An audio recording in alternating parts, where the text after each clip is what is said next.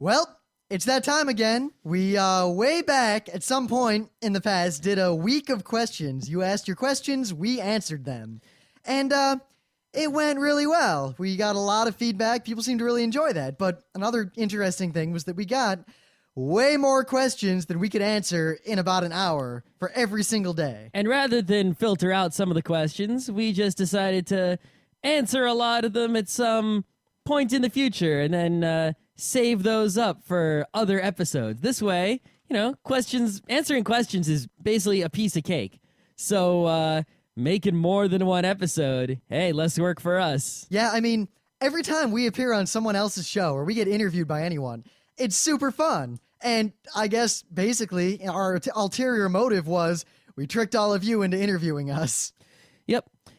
So yeah, just so anyone knows, if this is the first time listening to Geeknights, I don't know if you might be entertained by this episode, but it's not our typical format. Try listening to a different show and you will hear the news and the things of the day and all the other things we usually put in an episode when we don't cop out. This is totally a cop-out. We're recording this on a very sad day. If you knew what night we were recording this. Yeah, but basically, we're just going to read these questions and then answer them in any way we feel like. We can also opt not to answer them or do whatever the hell we want. We're not going to give anyone credit for asking the questions, because if you ask the question, you know who you are. And if you didn't ask the question, you don't care who asked it, because it's not you. So, the only final thing I'll say is that we didn't look at these questions ahead of time, so we have no idea what's coming here, and we have no sort of research ready, so here we go. Ask the first question. All right. You have a one-shot time machine. Great. It will irreparably break once used. When will you go, if any time? Now, I got the answer. I have a very clever answer. I have maybe the same answer as you. Is your answer, I would go back in time exactly 1 year and win 1 million lotteries? No. Okay. Is that your answer? Yes. My answer is go into the future to where non-one-shot time machines exist, so I can get the hell back. Because if a one-shot time machine... But you don't know when that is. That's fun. And how are you going to buy it? You don't have any future money. You don't have any space dollars. Well, no, I have this antique... first ever one-shot time machine I can sell to a museum. And you know what they'll say? Yeah, we got 1 million of these. Everyone had the same idea. Yeah, the other 100 Scots that showed up. But you know what? That first Scot, he was in the money. Plus, what if you end up in the horrible future? There is zero risk with my option, which is become infinitely wealthy beyond your wildest dreams, be the Count of Monte Cristo, but not have to engage in horrible revenge. I don't know. I guess I just feel like going to the future, even though there's a risk of a horrible future, the benefits, if it works out, are so much better than the boring known past. Because most of the interesting things in life are discovering previously unknown things or new experiences, and the past holds far less new things than the future.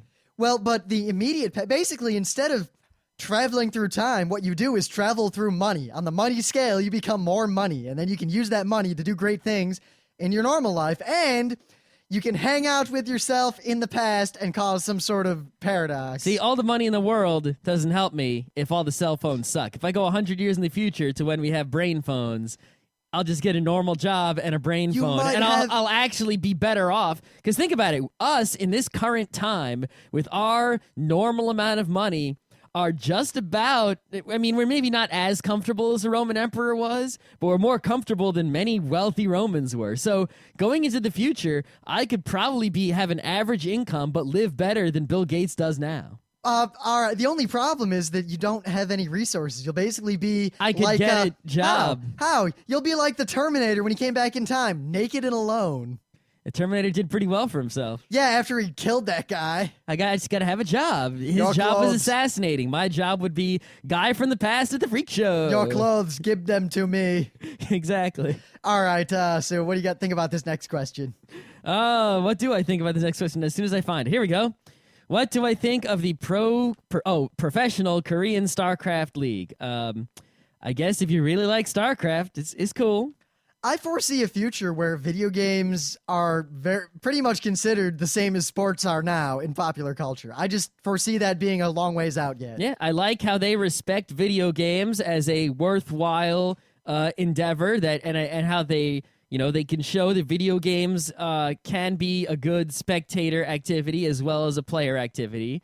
But personally, I'm just not interested in StarCraft or real-time strategy games in general, so I'm not all into it. See, but I respect it. I'm very interested in RTSs. The problem is I don't think anyone has made a truly good one yet. That's what I mean. Yeah. Now you might say, oh, but such and such is good, and yeah, it is good, but it's not at that level where it would be something transcendent. It's not. RTSs have a long way to go, I think. Also, personally, like, while I do think there are some video games where spectating is awesome, as is verified by watching, like, videos of people playing video games on YouTube, and it's awesome. I personally don't. I tried to watch like a championship round of a StarCraft game on YouTube. Click. Wait. Yeah, I watched like 2 Korean champions play StarCraft in the championship round on YouTube at some tournament, and I didn't get the hell what was going on at all, and it made no sense to me, and it was not interesting. But if I understood StarCraft, it might be a lot more interesting. Oh well. You mentioned you do audio filters on your podcast. Which do you use? How does the script that you use to publish your podcast look like? That was kind How of does bad it look grammar. like? Well, it doesn't have eyes, so it doesn't look like anything. It looks a lot like a car does. Not at all. It's funny that we got this question now because you see, up until about 3 nights ago, we recorded the show a certain way.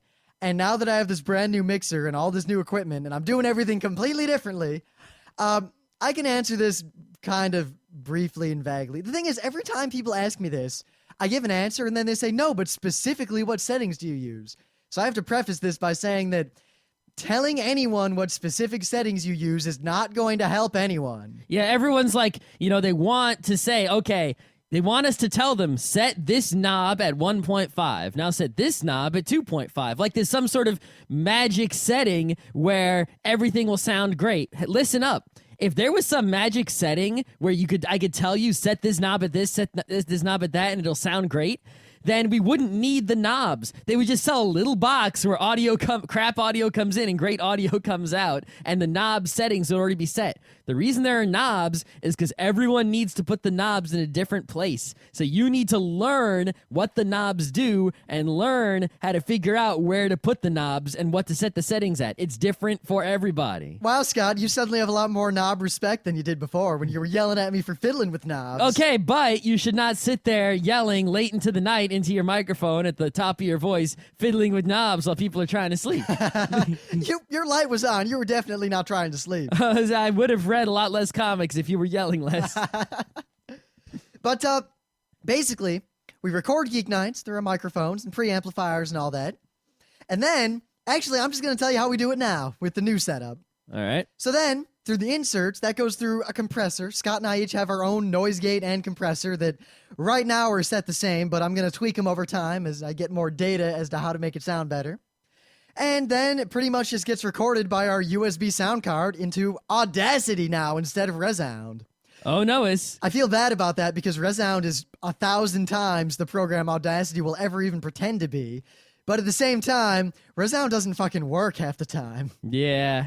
What can we do? Mainly, it's that Resound can't deal with most kinds of audio input. But regardless, I take the audio and I open it up in Resound after I've recorded it.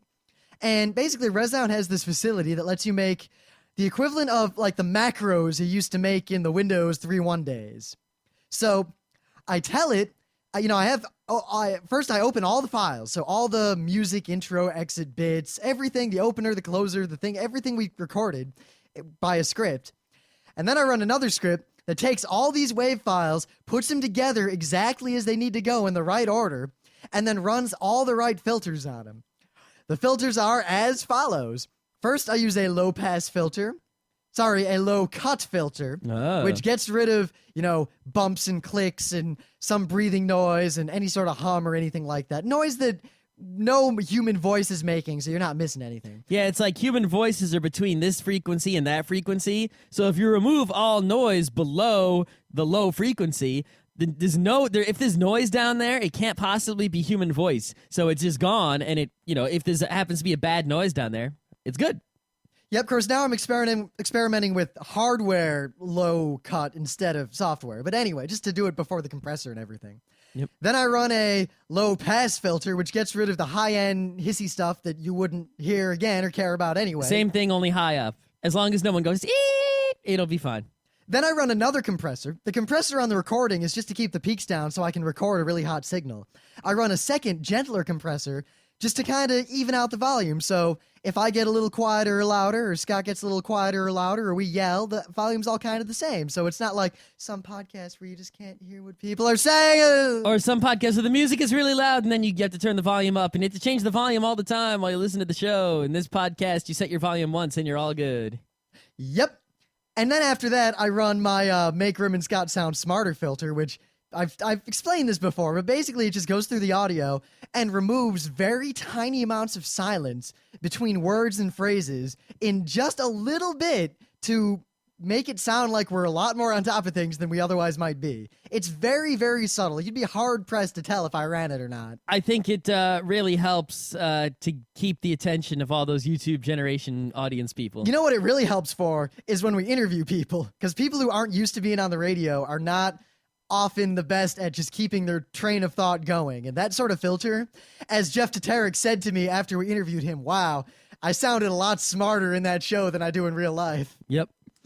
All right, we done? Oh, yeah, beyond that, whatever, you don't care. All right. What bands and music do you listen to? Lots. I think there's an easier way to answer this. What don't we listen to? I don't like a lot of modern gangsta style hip-hop. I like hip-hop and rap and such, but most of the modern, gangsta stuff that you see on MTV and whatever, I do not like. However, I like French gangsta rap. I do not. Maybe because I don't understand all of what they're saying. I do not like country music, but I like Western music. I really like Western music, but I don't dislike country music. Yeah, I'm also... I don't think you like folk. No, not really a fan of folk. I like folk. But I like folk rock, but I don't like folk so much. And I guess I'm not really the biggest fan of like old contemporary kind of stuff. But other than that... What do you mean old contemporary? That doesn't mean anything. Like if you turn on, this is the oldie station, but nowadays the oldie station plays the Beatles. If you put on the double oldie station, which plays Elvis, right? That's okay.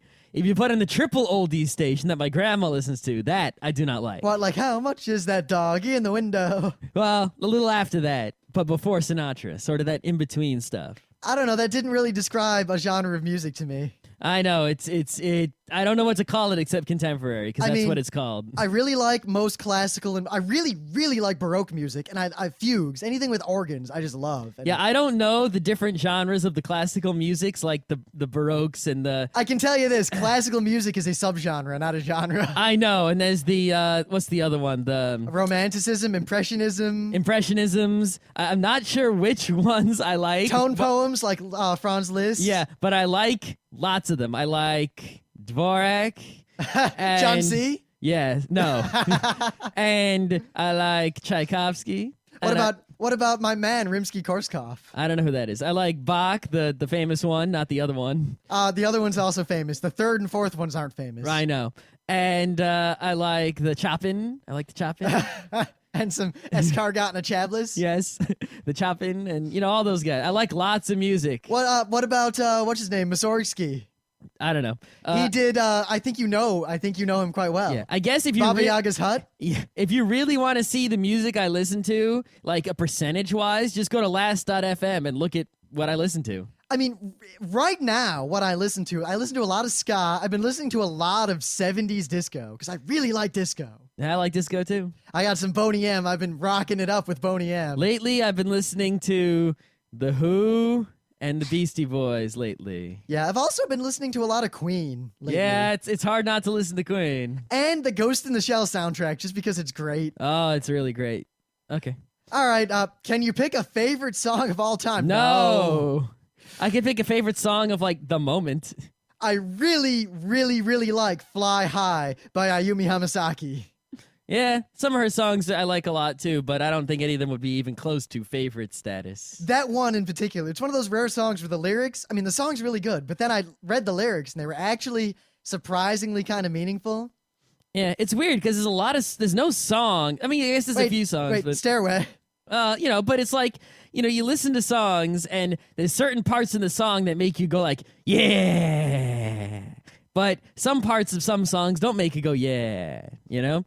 And it seems like all those yeahs are sort of equally maximized. So the best song ever would just be all those amazing parts. Stairway. Yeah. The thing We're is, not saying best song. We're saying our favorites. yeah. I mean, I guess we get songs we really like. I really like Painted Black. Yeah. I mean, like, for me to make a favorite song thing, to be like, if I had a top 100 list, it would be 100 songs all tied for number one. Yeah, pretty much. Yeah. Oh, well. All right. If you wrote a novel, song, play, movie, what would be the theme? What would be the theme? All right. All right. I think they meant theme in some sort of colloquial sense, but I'm going to use theme in a more literary sense. I would probably make something that shows the dangers of anti-intellectualism. Oh, you stole my idea. I would just pick something that I was like, you know. Or something along the lines of, one man can walk forward on his own two legs. Yeah, something like I would just pick something that was like bothering me lately, and then try to get that message across, and then and then something else bothering me, I would try to get that message across, and so on. I have a couple ideas for stories I've thought about a lot of times, and every time I sit down to write them, I decide I can't write and I give up. I can't write. Oh, speaking of which, this next one's kind of relevant. All right. What do you think a fan fiction? Ever write one? Well, to the latter, no. Actually? Oh? Uh-oh. You ready for this? I'm ready. When I was like a kid, right? Like way kid, like, I don't know, 12 maybe? I don't even remember. Maybe 10? Yeah, 10 months ago, I think that's... 10 years. When I was 10 years old. So like 1992? Wow. I don't remember. But anyway, I didn't even understand, I didn't even realize fan fiction existed or was a thing, right?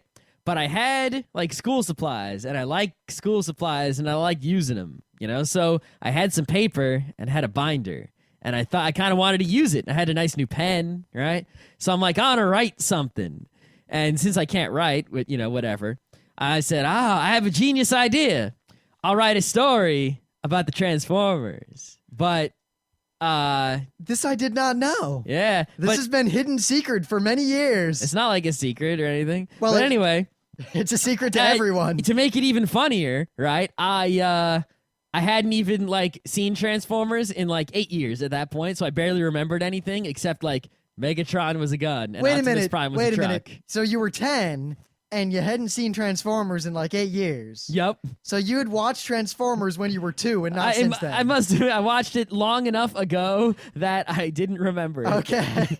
at that time. I remember it more now than I remember it then, if that's... I'm just doing some police work here to figure out when this actually happened. No, so check it out. So like one day I was sitting there and I wrote like 2 pages, and it was basically like there was an evil secret lab. Megatron told the scientist to make something evil, but he didn't want to, but then he did. Then I stopped, and then that was it. That's kind of saga. Yeah.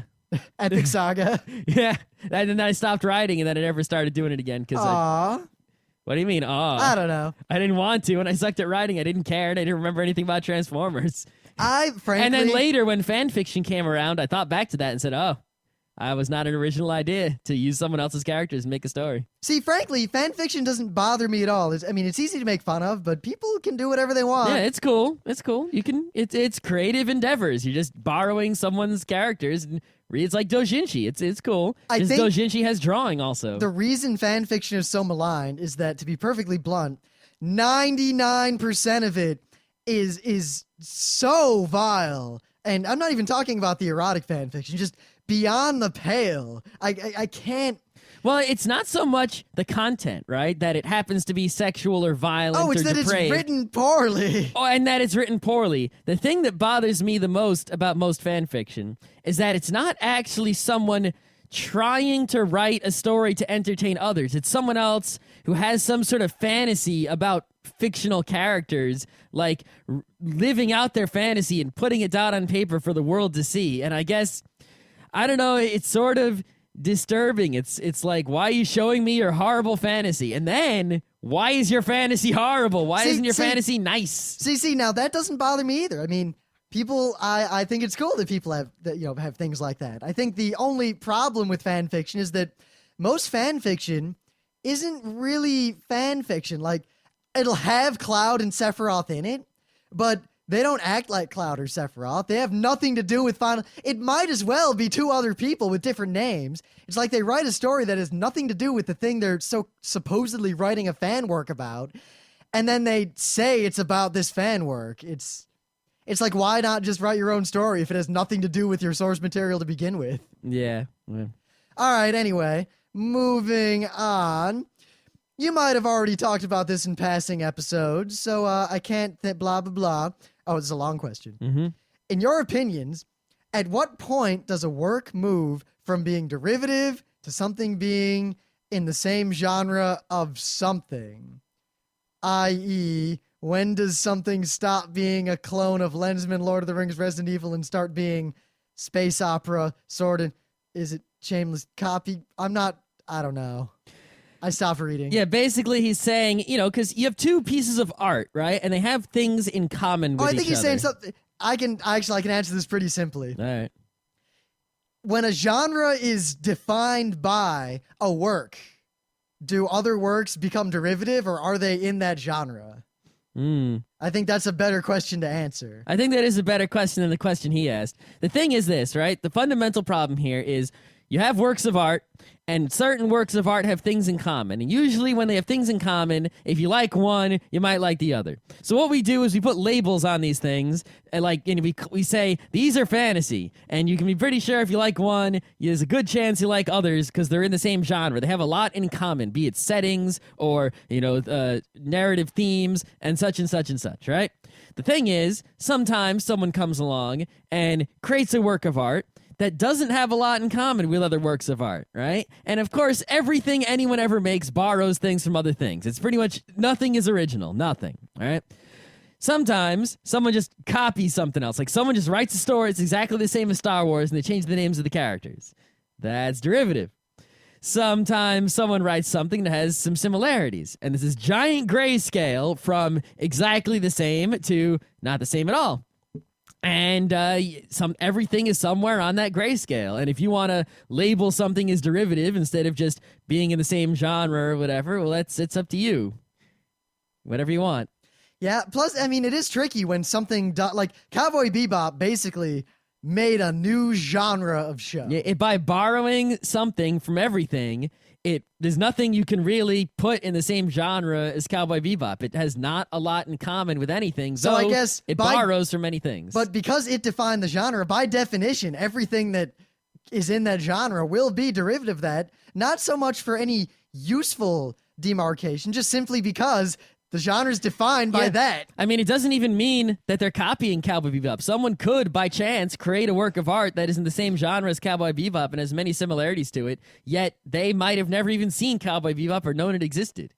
But, so you just sort of have to investigate and figure out, and it's really not hard to tell when someone just copied something else or when someone actually created something new.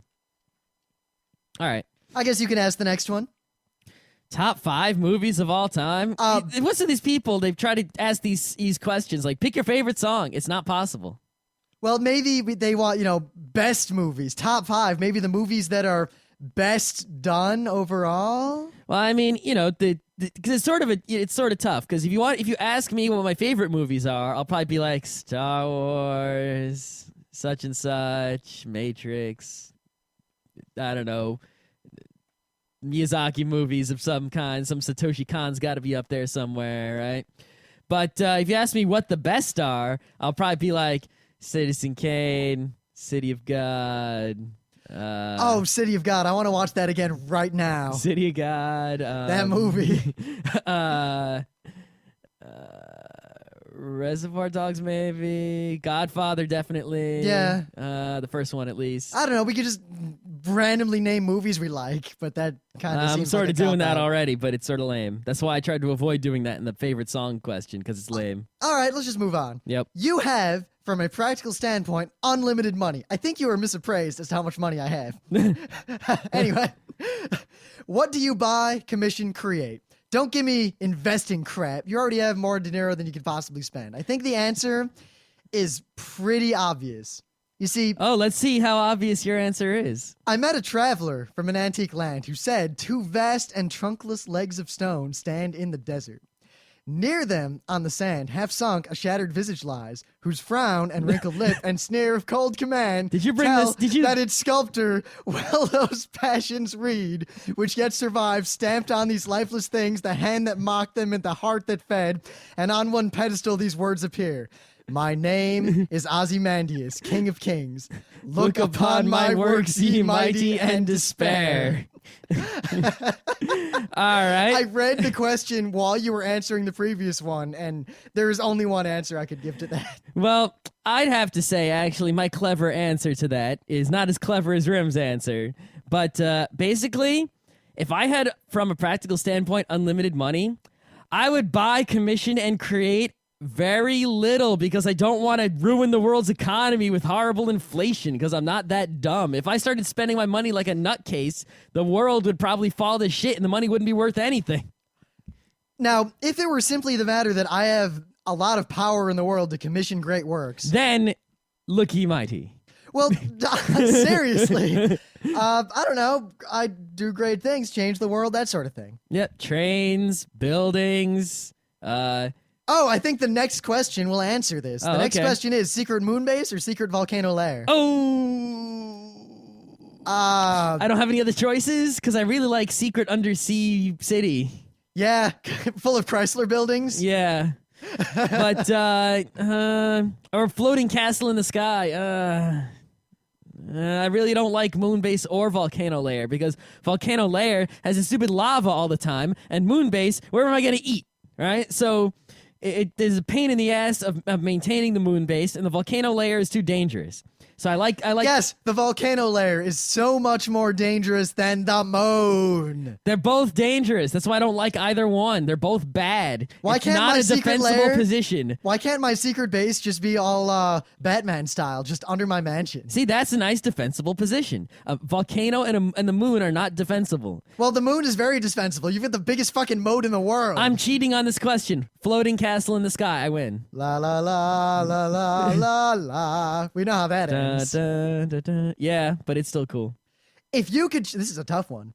If you could choose to have the ability to never need sleep again, would you? You could not sleep even if you wanted to. You would never feel sleepy or tired, and everyone else would sleep as normal. Oh, if I never felt sleepy or tired, well, here's the problem. It's, sleepy and tiredness is sort of this gradual thing, right? So, I mean, you could feel really energized and really go get 'em. You could also feel kind of right? And sometimes when I'm kind of but not really tired, I might want to sleep. I'll just masturbate.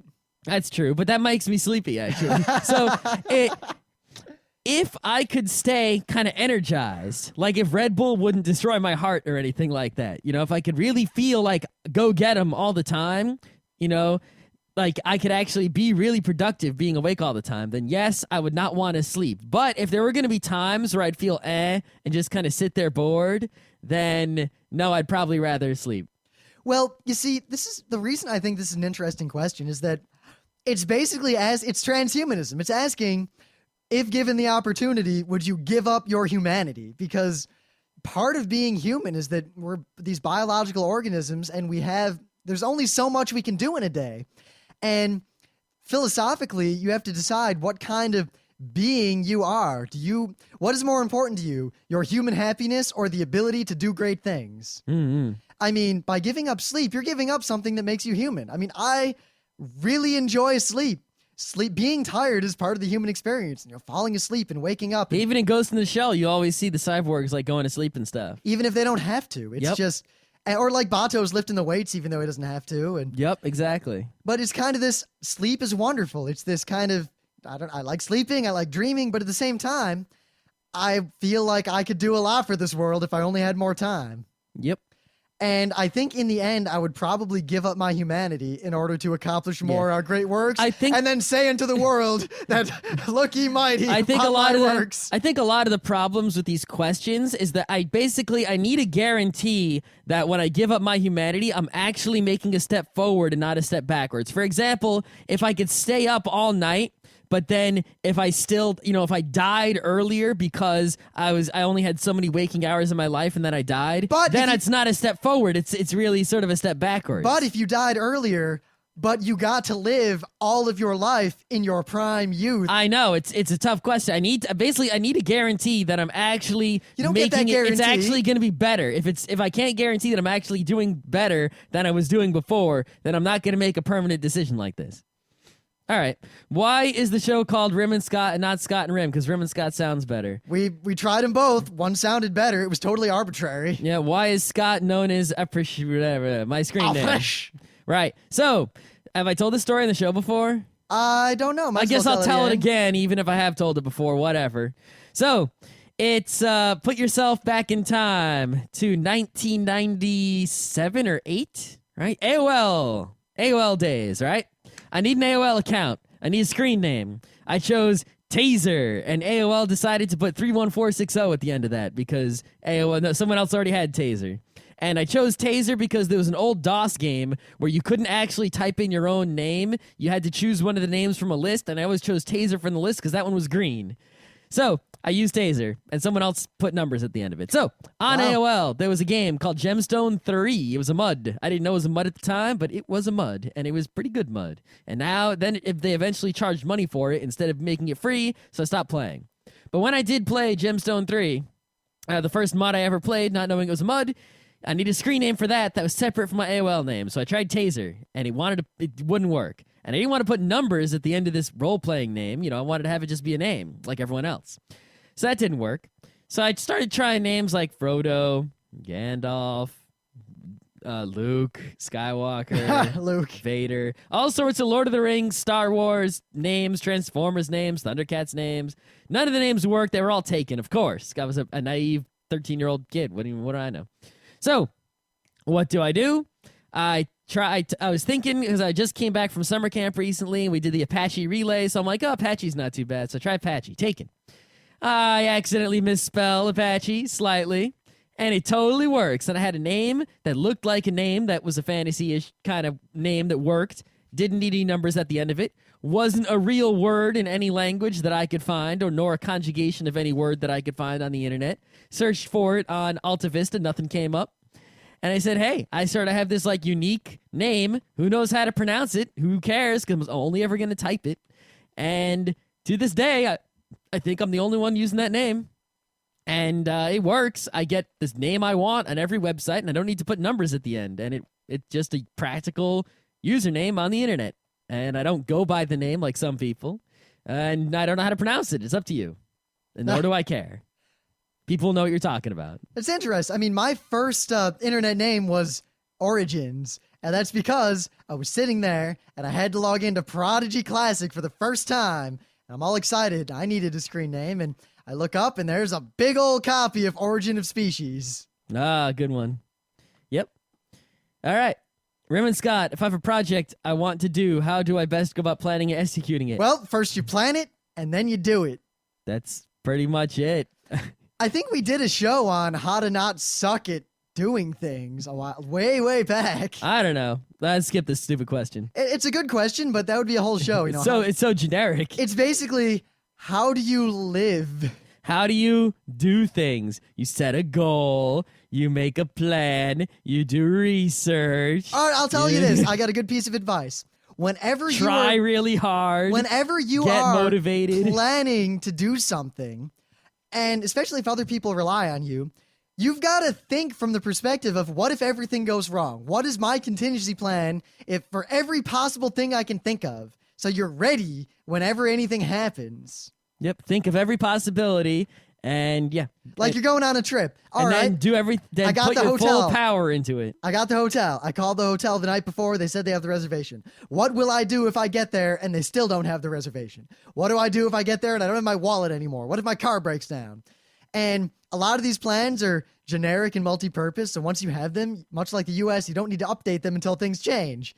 I mean, we didn't need to change our Canada invasion plans until cars were invented. Yep. All right. Oh, this is a tough one. All right. If you were trapped in a small town in the middle of the desert, would your chances of survival be greater if A, you were being hunted by a gang of 10 vampires, flying, vulnerable to stakes, fire, sunlight, and silver, only turn you into one if they want to, or if You were one of 10 people left alive in a town full of zombies. These are slow, mindless, flesh-hungry, turn you into one once bitten zombies. Assume average man on the street intelligence for all other sentient individuals involved. Well, I'm fucked because normal people can't deal with this stuff. That's right. So what? Pretty much kill all the other people, and then I can survive both situations. It depends on because he doesn't make any indication. Small town in the middle of the desert, but I mean, is this like a ghost town, just a few wooden buildings that are full of nothing? It depends a lot on the tools I have, because he says vulnerable to stakes, so I can probably get some stakes, right? The stakes aren't going to help because they can just kill you when they're awake. It says they're vulnerable to fire, though. Well, yeah. All right, and actually, no, I'm picking the vampires, and here's why. Why? Okay, here is why. All right, it's daylight. Exactly, it's daylight. Where are they? You don't know. Did you ever see The Lost Boys? They got to find the vampires first. It doesn't matter because with the vampires, there's no other. See, with the zombies, there's 10 people left alive in the town with me who are going to cause me shit. With the vampires, there aren't. And with the vampires, if I can survive until daylight, I can just get the fuck out of there. All right, let's assume that you are more than a day's drive from the next civilization center, or even if you get somewhere, you're being hunted. That means that the vampires are going to follow you until they kill you. Even so, the vampires are vulnerable to fire and silver, so it's really easy to get lots of fire and lots of silver. I can just set the town on fire. I'll just burn the whole place down. Then what the vampires gonna fucking do? Well, you didn't get their coffins probably because they're not stupid. That doesn't matter. If the whole place is on fire, I can survive for a fucking long time. Those vampires aren't coming anywhere near. The fire goes out in a couple hours. And then it's daylight and I get the hell out of there. All right, and then you go to sleep in a hotel the next night and then the vampires kill you. It says the vampires are in the small town. Obviously, you're being hunted. They'll follow you out of the town. I can get to somewhere safer, like a city with... Nowhere is safe from vampires. It's not like vampires can't go into Manhattan. If I can get out of the small town in the middle of the desert to a real civilization where there's lots of people and lots of things, I can take on pretty much any vampires or zombies or whatever. I don't think you could. The only reason it's dangerous is it's because it's a small town in the middle of the desert. I'll bet I could reason with the vampires a lot better. That's also true. Then I could reason with the 10 non-zombies in the zombie town. That's true. Even if I couldn't get away from the vampires, if I had the fire and the silver and the stakes, I don't know, the silver would be easy to come by, but the fire, the sunlight, and the stakes and the whatnot, I could probably have some sort of reasoning with the vampires, maybe get them to turn me into a vampire. Then I'd be all set. Oh, yeah, you could always just turn. See, that's why Scott Johnson always says that if it's ever discovered that dark powers exist, he's probably going to come and kill us because you just said, all right, I could just become a vampire. And I have often said, well, I could always use evil to fight evil. Becoming a zombie sucks. Becoming a vampire is great. Yeah. All right. Yeah, I'll just leave that one at that. Okay. So what's the worst injury, pain-wise, after-effect-wise, etc., either of you has ever received? Pain-wise, number 1 was when I got food poisoning. I never really had such a pain. Number 2 was when I cut my finger off. Yep. Number 3 was when I had that bicycle spoke go through my leg. Yeah, it's pretty bad. Yeah. That's pretty much it. Let's see. The only injuries I've had, I guess the worst injury I've had is when I fell on the side of my face when I had braces, and one of the braces went into my lip, and I had to go and get stitches in the lip. Oh, wait, there was that time when I was a little kid, and I got punched in the balls by fucking Steve. But yeah, stitches in the lip, that whole experience, I'd say, was sort of the worst. I still have a lump there in my lip. You can feel it in there. When I had that bicycle spoke go through, I only got 2 stitches. Yeah, my lip was much worse than that. Yeah, the worst pain I've ever experienced in my whole life was when I got food poisoning. Yep, and I guess the only other time I really hurt myself was when I fell off the swing set and broke my collarbone, but that was just, it didn't even really bother me at all. It was, I never really had much pain in my life. I mean, I guess I've had pretty bad pains from, occasional stomach bugs, which are pretty painful, and vomiting and such. It's not really painful, but it's unpleasant, and that's really it. The next one is kind of related. Okay. What's the closest to dying that either of you have been? Well, I'm pretty sure, right? There was this one time I was on an airplane, and usually I'm flying, I'm just fine, whatever. I'm not afraid of flying. I don't get, sick in the turbulence or anything, but just I was on this plane, and I think it was a JetBlue plane to Rochester or Florida. I think it was to Florida. I don't remember. But I was on it alone. No one else I knew was with me, right? And I just felt really, really shitty, like horribly shitty, shittier than I ever felt in my life, like passing out shitty. And it was just randomly. I don't know why I felt this way. I was and I felt so shitty. I just didn't care. I was like, if someone's poison gassing the plane, I just don't care anymore. And I felt really, really shitty. And then the plane landed, and about a few minutes later, I recomposed myself, and I was fine. And I didn't really know what the hell that was, but I assume I was pretty close to dying, because even if I wasn't actually going to die, I had maybe given up on life almost. I know that feeling. There was a time where I had Lyme disease way back, and I didn't know I had Lyme disease, and doctors are kind of stupid about Lyme disease. So I went to the doctor, and he was like, take some aspirin, come back in a week. And then when I came back in a week, I came back to a different doctor who said, oh, good God, Lyme disease. Here's some penicillin. Now go home and take this. But in that interim, I remember one time I had a fever kind of going the whole week. And I woke up and I'm alone. I'm living in someone's condo in Poughkeepsie, working at IBM on co-op. And I woke up and I had like 104 fever. And and I was kind of delirious from the fever. Yeah, that'll happen. So I'm laying there, and I've got like this damp cloth that I don't remember getting, but it was on me. It was on my forehead. And I'm laying there thinking, I wonder if I'm going to die before the sun comes up and I go to the doctor. And my brain couldn't get to the point of, maybe you should just call an ambulance now. That would save you no matter what. No, my brain just thought, well, probably gonna die. It's like that guy said. He was talking about, patient autonomy, and he's like, this person who may not be in the best position to make a decision is forced to make a decision. All right. Fever dreams are weird in that way. There was also the time, there's a long story as to the lead up to this, but I was driving a friend back from Long Island to Rochester, and I was going about 90, give or take, and my rear left wheel exploded. And she was asleep at the time. So basically, a car comes to stops on the side of the road.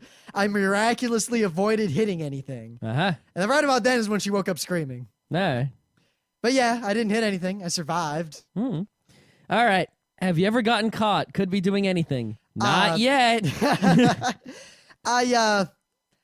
I've had some close calls, but the police have never actually physically gotten me. I guess I've gotten caught speeding. Oh, yeah, a couple times. You have too. Yeah, I've only ever gotten 2 speeding tickets in my whole life. Yeah. Nope, three. I forgot about the first so one. We're tied, I guess. I've been pulled over like 12 times, though, for speeding. I've never been. I've only. All right, that's it. Well, I've run away from the police a lot in various instances where the statute of limitations is clearly up. Yeah. All right.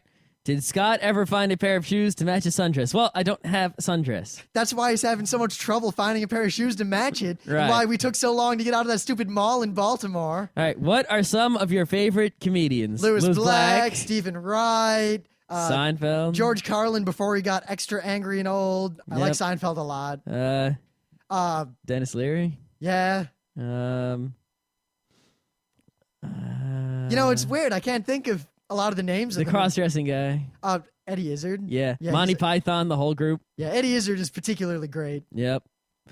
I like a lot of stand-up comedians. It's really hard. It's hard to find a bad. I mean, pretty much anyone that's famous is probably funny. Otherwise, they wouldn't have gotten famous. Uncle Yo. Yeah. All right.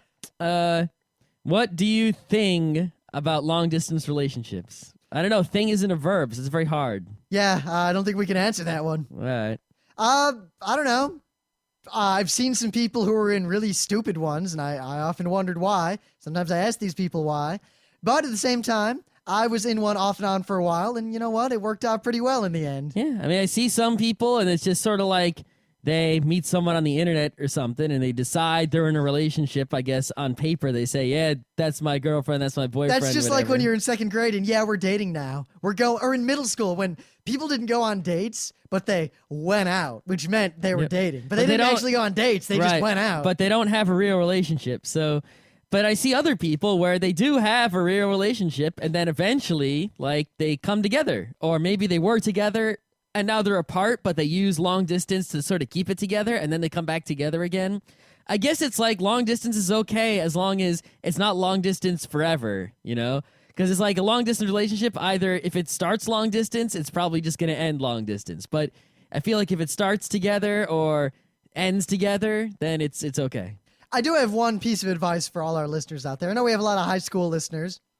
If you go to college, first of all, you're in high school. You can't really pick your friends because you're limited to this geographic area. Part of the reason you go to college is that now you have kind of self-selected you have a group of people who are self-selected to have somewhat similar interests to be at the same school. And you're more likely to meet people you are actually going to want to be in a relationship with. So my general advice to everyone out there is if you're dating someone in high school, long distance or short, and you go to college, do not try to hold on to that relationship. It's totally not worth it. It's not going to work. Well, I guess what I'm trying to say is maybe your relationship can still work depending. Oh, but yeah, whatever it's you do not pick a college to go to or just don't make a decision about what you're going to do with the rest of your life based on the relationship you may have in high school. Like, for example, if the person you're in a relationship with says they're going to school X, don't go to school X because they're going there. Don't even take them into consideration when deciding what you're going to do with the rest of your life. That's what you have to do. The relationship might work. Plenty of people are married happily to their high school sweethearts or whatever because it, worked out that way. But don't decide your college. Don't decide your job. Don't bet your future on your high school girlfriend or boyfriend. Now, right along those lines, if you go to college and you were dating someone who stayed in your hometown or went somewhere else, odds are you're going to meet better people in your college. I mean, it's not 100% true, but I'm warning you. You're going to meet better people. Don't forego what might be better for you for a lame high school relationship that's going to end poorly anyway. Yep. All right, you want to read this next one? Good God. Okay. We could skip it. How about this, Sherman Scott? Why are you so abnormal, unable to enjoy a damn grilled cheese sandwich? Why do you have your fancy-ass cheeses? Why do you throw fruity-ass herbs on them? Why can't be normal people enjoy a grilled cheese sandwich? It's an American classic. Why do you hate America so much? Why can't you eat a regular grilled cheese sandwich and can be happy? What the hell, people? Well, I just want to say Rim is the one who can't eat a plain grilled cheese sandwich. I prefer the plain grilled cheese sandwich. See, here's the thing. As long as it's nicely toasted and buttered. If I'm making a grilled cheese sandwich and I know how to make it better and taste better, why not make it taste better? Because you're making it taste different, not better. But it tastes better. No, it doesn't. Scott, people like different things. Yeah, some people are bad. Okay. Okay, it's bad taste. I mean, I like, why would I make a grilled cheese sandwich with American cheese if I can have some Monterey Jack? Because it does not good for grilled cheese. Yes, actually, Monterey Jack is probably the best cheese for grilled cheese sandwich. It melts the exact right amount. Anyway, mostly messing with you, but honestly, why can't you just enjoy regular food without getting all stupidly fancified? Well, I can enjoy it just fine. Rim can't. I can. It's just some things taste better. I mean, I remember when I went to this hors d'oeuvre thing at the yacht club with Emily in the city.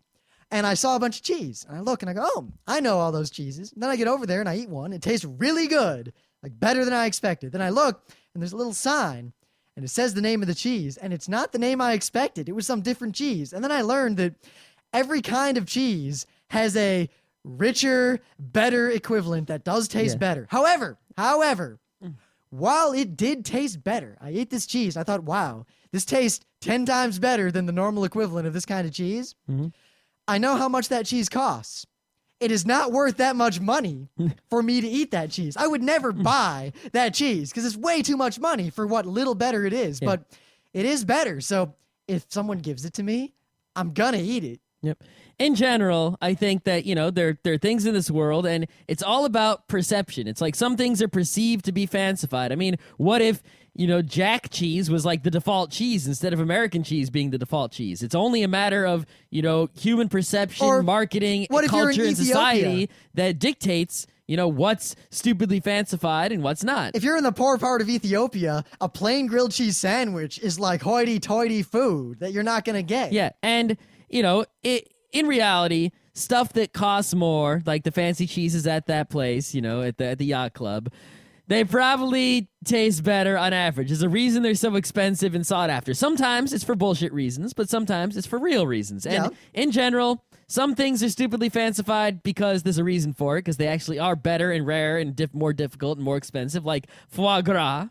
And it tastes really good. And some things are stupidly fancified, but they don't actually taste very good at all, like champagne. Well, I'll put it this way. Very expensive champagne is very good. Very cheap champagne is also very good. You want to avoid moderately priced champagne, and you never want to buy expensive champagne. You want it to be given to you by someone else. Never turn down fancy champagne, but if you're buying champagne for your wedding, cheaper will taste better. No one will know. Get the cheapest champagne you can. It'll taste so much better. And a bottle will explode better. Go poof. Actually, if it explodes, then you did it wrong. I know, but if you're at a party, you're supposed to make it explode for fun. Damn, now I'm hungry again. I think I'm going to go eat some Chinese. That is not a question. All right, we've gone on for about an hour. I think we should answer one or two more and stop. Oh, you don't want to do the whole thing? I thought we were going to do the whole thing and just split it up. Well, all right, let's do one more then. Where is the forum thread for episode 071011? Well, it requires extra effort to make the forum threads for those episodes. It's like, some things are automatic and some things are manual labor. So sometimes we don't do the manual labor and a forum thread doesn't happen. If you want one, go make one. No one's stopping you. All right, great. And we'll end on that anticlimax. Yes. Luckily, we have another hour or so of these questions left, so there will probably be a third questions day at some point in the future. I enjoy doing this, so I'm not really going to complain. No, but it's almost interminable. Let's see. I see some questions in the future. By the time the 3 questions episodes will be out, we'll be taking new questions next year. I see a bunch of interesting questions coming up. All right. We'll have to save those for the future. Okay.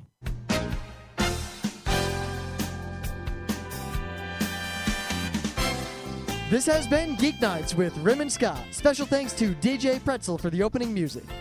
Be sure to visit our website at www.frontrowcrew.com, where you'll find show notes, links, our awesome forum, a link to our Frapper map, and links to all the RSS feeds. We say feeds plural because Geeknights airs 4 nights a week, covering 4 different brands of geekery. Mondays are science and technology. Tuesdays, we have video games, board games, and RPGs. Wednesdays are anime, manga, comic nights. And Thursdays are the catch-alls for various rants and tomfoolery. You can send us feedback by email to geeknights@frontrowcrew.com. Or you can send audio feedback via Odeo. Just click the link that says Send Me an Odeo on the right side of our website. If you like what you hear, you can catch the last 100 episodes in iTunes or in your favorite podcatcher. For the complete archives, visit the website, which has everything. Geeknights is distributed under a Creative Commons Attribution Non-Commercial Share-alike 2.5 license. This means you can do whatever you want with it as long as you give us credit, don't make money, and share it in kind. Geeknights is recorded live with no studio and no audience. But unlike those other late shows, it's actually recorded at night.